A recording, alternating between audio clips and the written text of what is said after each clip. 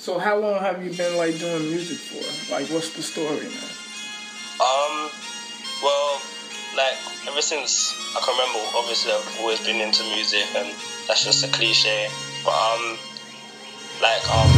from the day dot, I've been producing, like using like Reason and Cubase and stuff, and that was all just doing it for fun and that just to keep a hobby and all that. And then I got into steel pans as well, like from early.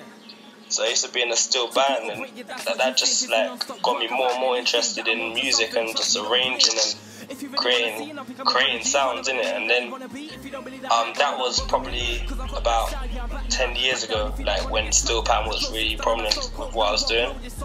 And then from there, 2006, 2007 was when grime, like this is what I'm talking about, grime, it really started to become really popular in the UK, and it was like our own sound was there. So I really got involved with it, and that's all about just spitting bars and just clashing and just trying to prove who's the best MC on the mic and stuff. So since 2006 to 2009ish, I was just doing it for the love of it, for the passion, just spitting bars and just performing and stuff. And then I guess from there, I went off to uni, like 2009, and that took me into a world where I just started creating my own music and performing it on bigger stages and stuff. And but obviously uni music is hard to balance and stuff. So it was only after I finished uni that I've been able to just put more time into it and focus on it properly, and that's where I'm at now, man. Like just put a few years into this and just trying to push this properly. So yeah, so it's been a long journey, but like now I'm at a place where I think I've got the right sound, I've got the quality, like I can make my own music and I don't have to worry about anyone else. I can just make my sound, and that's the stage I'm at right now, just ready to push it all out. I've got a load of tracks. Okay. Yeah, man. So let's go into deep in the recording process. Do you record at home, or do you go to the music studio for mix and mastering? And you know, just walk me through that process. Like, this track in particular. Okay, first of all, I already knew I wanted to remake this classic tune. So from the get go, like I've got my own setup studio in my house. So I'm just started putting it together. I use Logic and Machine, Native Instruments, and I just banged it out on my laptop. Really, just put the melody down, which is the strings it starts off with, and then I just came with a vibe and just programmed the drums, and then from there I just built I wanted it to sound epic, so I just added more strings and just supported the original melody. And then from there, basically I just started writing from there, to be honest. And that this initial process only took about, let's say the beat took maybe, the basis of it was done in about a day, maybe less than a day. And then what I usually do is just bounce a rough version and just bang it on my phone. And I like to write when I'm out and about walking. Just write on my phone. And so of course, sometimes that's when the best inspiration comes. Like you just out in the world and you just, so I usually have the beat just playing on loop on my phone, my headphones, and I'm writing. So I probably had the whole track done within a couple of days. And then from there, it's just about recording it. I've got a studio set up in my house, but I've also got an external one. But because I'm a sound engineer as well, a producer, I do everything myself. So you self-produce and a sound engineer as well. Okay. Yeah. Which one came first, or it's kind of like you just like, fuck it, man, start engineering my stuff, because that's kind of popular in this generation now due to technology and stuff like that, and everything accessible. So that's great. So which one start first? Well, the production started first because I was just making beats for fun. Then the lyrics came, and then I thought, okay, I need to know how to do this for myself. So that's when I just got the equipment and just started recording myself in my room. Yeah. And I guess from there I've just grown accustomed to just being like relying on myself to do what I want to do and not having to wait around when I just want to create. So for this one, I recorded this myself in my room, and then from there I took it to a bigger studio to like I re-recorded it again, because you know when you record a track once, you've got the idea down, initial vibe and stuff, but then when you're hearing it in your headphones, you hear everything you might want to change or tweak, and sometimes when you know the lyrics more off the top of your head and it just comes more naturally, that's when you can focus on more on the delivery rather than just the lyrics. So like I re-recorded it in another studio with some of my guys as well. Like my team is called Unknown Music, and like there's a load of us. We're all artists and So what's the Unknown Music? What's that about? Is like a crew of yours, or? Yeah, man. Unknown Music is basically I've always been spitting bars, making music with a group of my friends. Okay. And from there, it was a small group of us, but then it just grows and grows. Like, they know someone who does this, for example, videography or web design or production or like some sort of creative thing that could help us as a collective, and it's just growing over time. And we literally thought, look, we need to put a name to this and just make this more official, and that's what it is. It's just a collective of people, and mostly solo artists. Like, we're all solo, but we work with each other as well. But just a collective of people who just want to make music, really, and that's my team, man. And yeah, that's who I was around when I was like putting down the final version of it. And yeah, man. So it all started from the laptop, the idea, the melody, the idea, into the laptop, make the beat, throw it in the phone, like write the lyrics, then put down the first version, and then take notes and just decide what I want to improve on and how to make the delivery better and put more emotion into it, and just put down, like, record the final version of it. And then yeah, from there I sent it off to get mixed and mastered by Mikey J. Mikey J is he's have you heard of an artist called Kano? Kano from the UK? No, I haven't heard of that. Yeah, he's a well-known artist in the UK, and he's someone who's well respected in the industry. You guys are on one of your influencers, or? Yeah, he's one of my influences. He's like one of the first guys who got me into it. So I don't know him personally, but I know obviously is one of his main producers and a few people connected, and basically his producer got involved with this track and just helped me master it down and stuff, and just give advice and that. And from there I've got the final version, and it was just about getting the video done, the visuals, and just putting it out, man. It's been a good progress. Like, it's been a good process, like, working on this track, and I think it's doing well. So yeah, man, it's just about pushing it out there now. Yeah, man. So how do you think hip hop affects your life into today's society?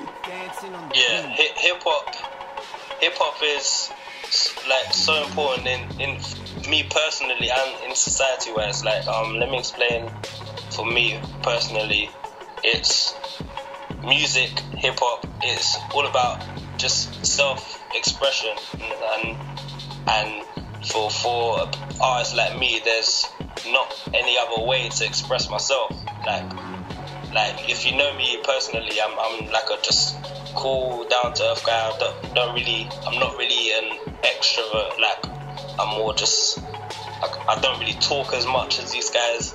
I'm just keep myself to myself, but then I've got my other side of me where I'm just out on stage and like commanding a crowd and like just spitting and just performing with passion, and that's the part that allows me to just express myself through an art, and hip hop is the art for me. That's that's the best way I can express myself. And like in terms of society, I think it's very similar for artists and consumers, and even you've got like dancers, you've got DJs, you've got like everyone who's connected somehow to hip hop, especially.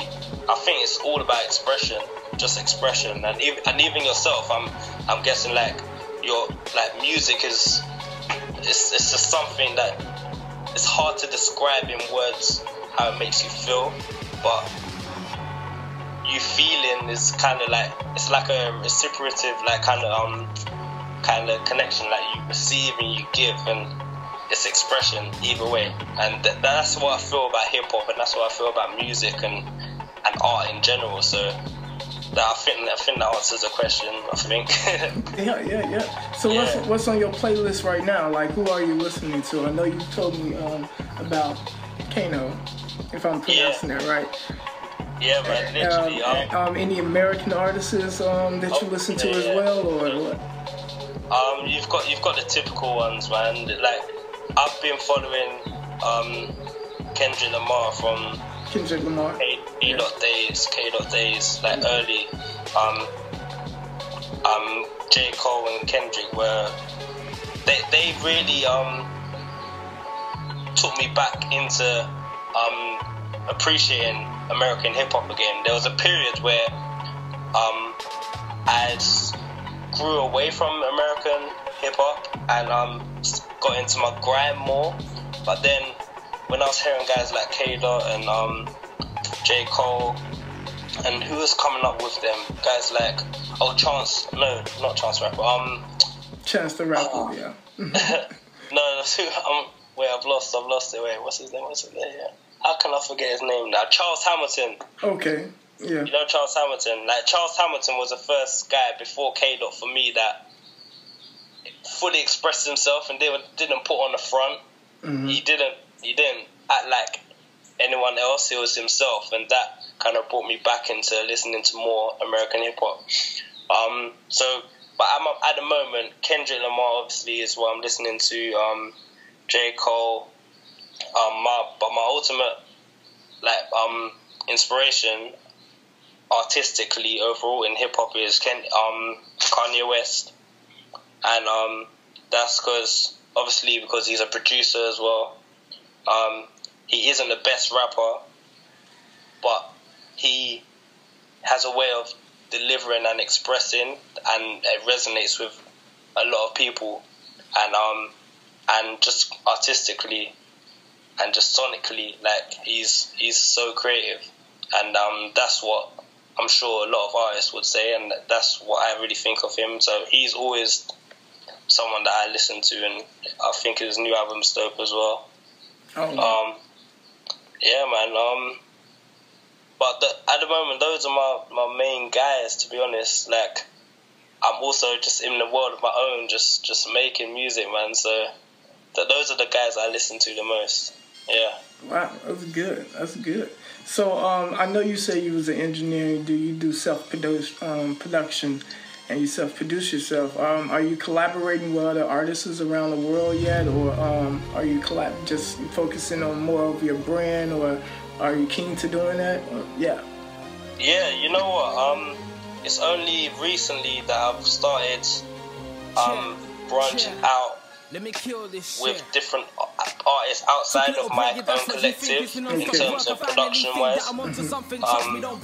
It's only recently that I feel like my production is at that level where, okay, I can definitely be making different types of music and making beats and working with artists outside of my collective. And I haven't worked with anyone outside of the UK as of yet, but I'm definitely open to working with guys outside the UK.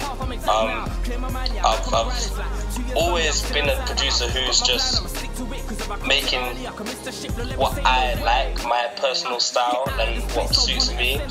But it's only recently that I've been started branching out and working with singers as well.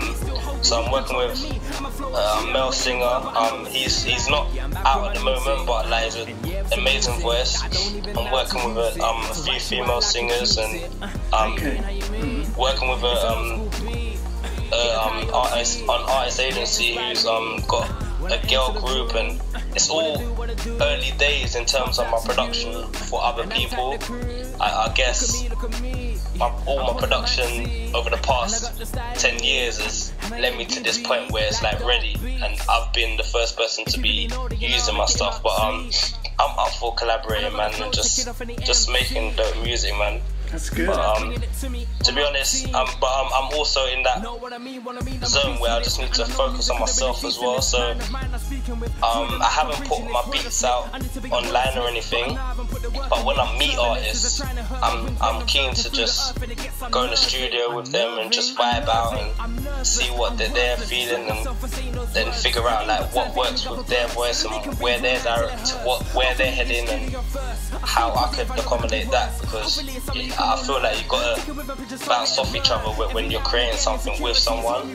And like I feel like I've learned that this year so far. And I'm always open to collaborating with anyone really, as long as we vibe, you know what I'm saying? That's good.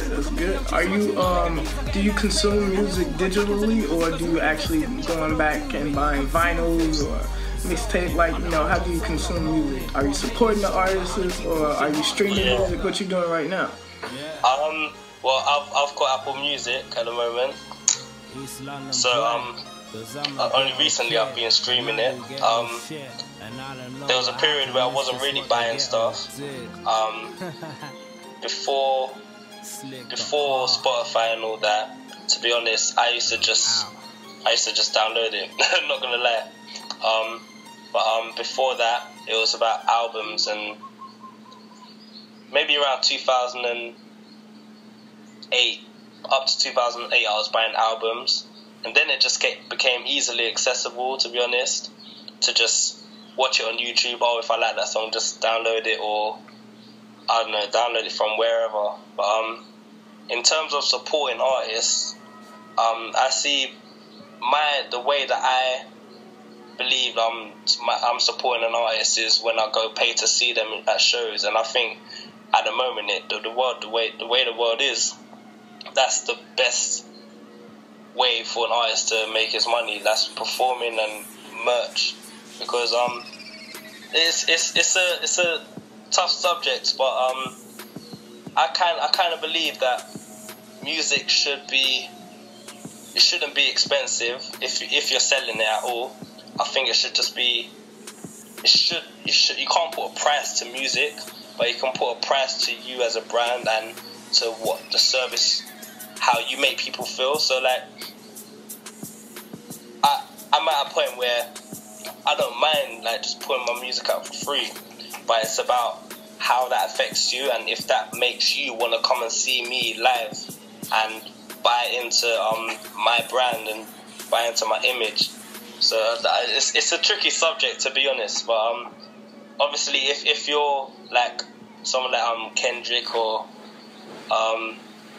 Kano, like I was saying, like I'm always gonna buy your tickets to your shows, and I think that's the best way I've been supporting an artist rather than the music, because to be honest, like we can all stream on our phones now, like so that's the way I support artists.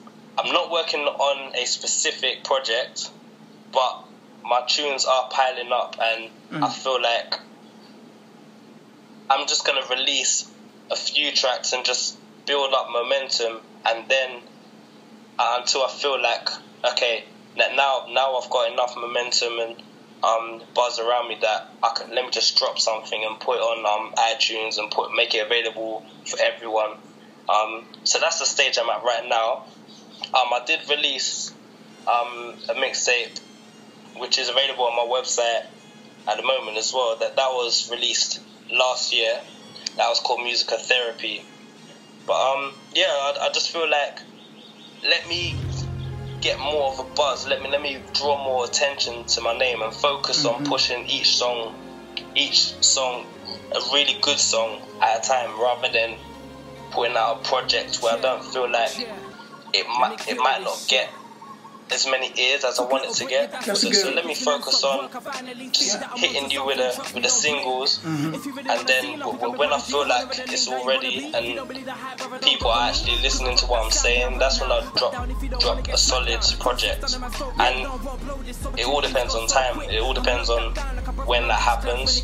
I'm just gonna focus on getting your attention. That's the point I'm at right now. Most of my shows are obviously in London.